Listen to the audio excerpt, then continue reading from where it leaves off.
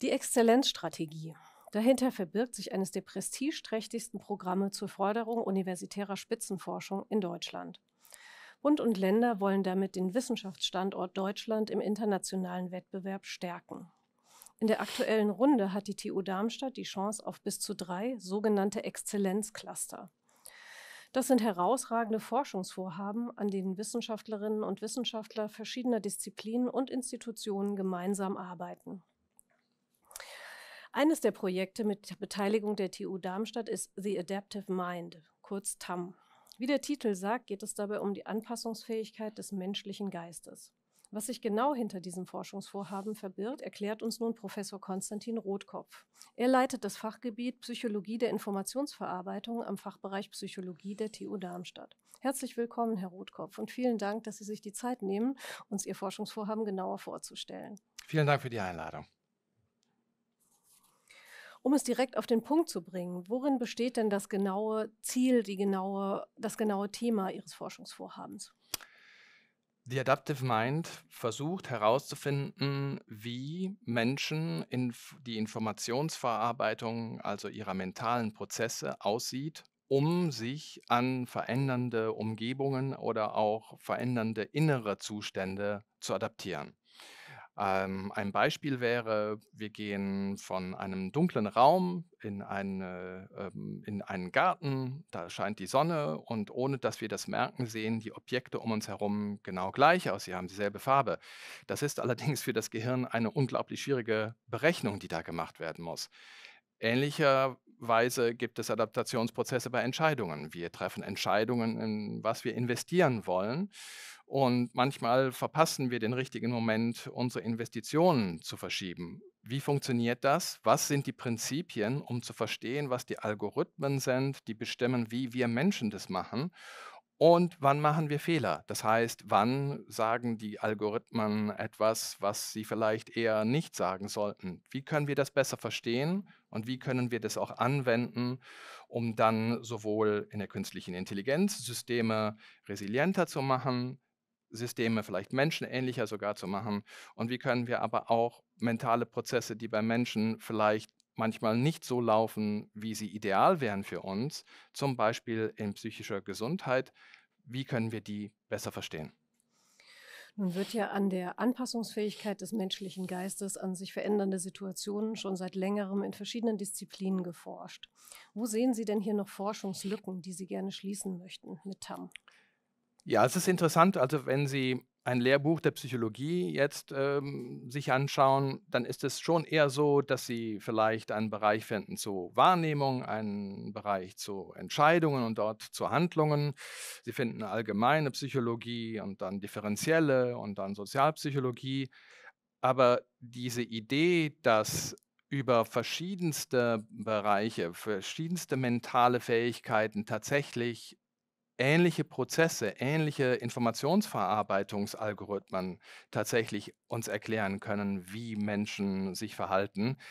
Das ist tatsächlich gar nicht so weit verbreitet und auch gar nicht so stark erforscht worden. Am ehesten vielleicht noch in der Entwicklungspsychologie, wo es diese Vorstellung gibt, dass mehr und mehr Fähigkeiten systematisch online kommen.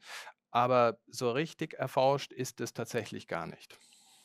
Und wenn wir jetzt von der reinen Forschung in die Anwendbarkeit Mhm. schauen, welche konkreten Vorteile, welchen konkreten Nutzen könnten Ihre Forschungsergebnisse künftig bringen und wer könnte davon profitieren?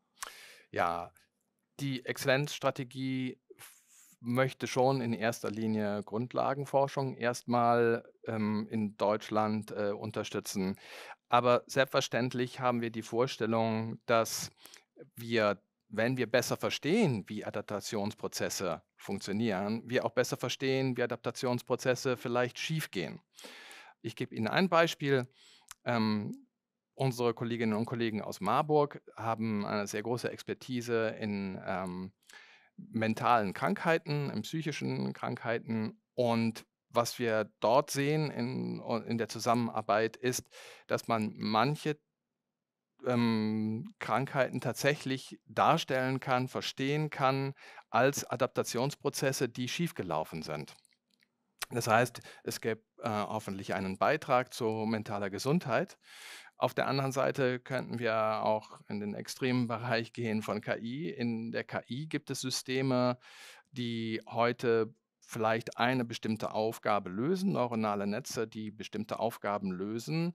Wenn sich aber die Bedingungen, die äußeren Bedingungen verschieben, fällt es diesen Systemen extrem schwer, auch sich an die neuen Bedingungen zu adaptieren. Wenn sie eine Aufgabe gelöst haben, gelernt haben und dann eine zweite Aufgabe lernen zu lösen, haben sie die erste manchmal völlig vergessen.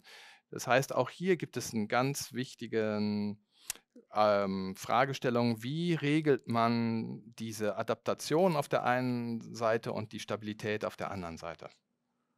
Sie haben gerade die Uni Marburg erwähnt. Mhm. Die TU Darmstadt forscht ja nicht alleine an TAM, sondern im Verbund mit wissenschaftlichen Partnerinnen und Partnern. Vielleicht können Sie uns kurz schildern, wie sich dieser Verbund zusammensetzt und welchen Anteil darin die Forschenden der TU Darmstadt haben?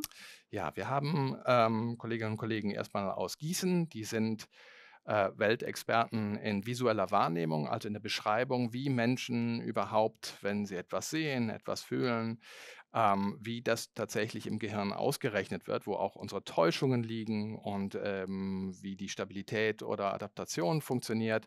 Wir haben in Marburg Kolleginnen und Kollegen, die auch in der Psychologie sehr stark sind, aber dort auch eben eine ganz große Expertise in mentaler Gesundheit.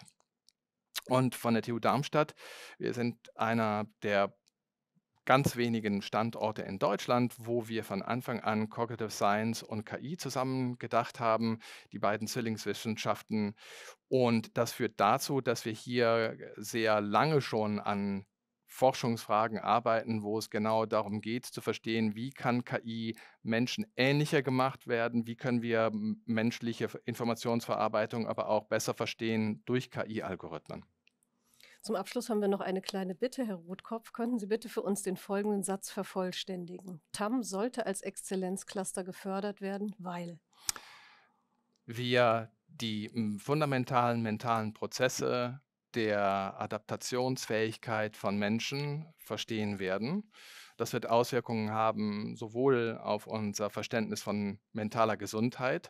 Es wird einen fundamentalen Beitrag auch zum Verständnis der Psychologie bringen und es wird auch in der KI dazu führen, dass wir besser verstehen können, wie Menschen, die in vielen Dingen Maschinen noch so überlegen sind, vielleicht verbessert werden können im Sinne, dass sie sich an neue Situationen angleichen können. Ja, vielen Dank, Herr Rotkopf, für das spannende Gespräch.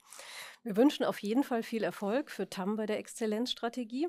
Wir müssen uns aber alle noch bis Mai kommenden Jahres gedulden. Dann trifft die Exzellenzkommission ihre Entscheidung über bis zu 70 Exzellenzcluster. Die TU bringt neben TAM noch 2 weitere Forschungsvorhaben ein. Das sind zum einen Reasonable AI oder kurz RAI zu künstlicher Intelligenz und zum anderen Come to Life zu synthetischen Biomaterialien. Wir drücken allen 3 Projekten fest die Daumen.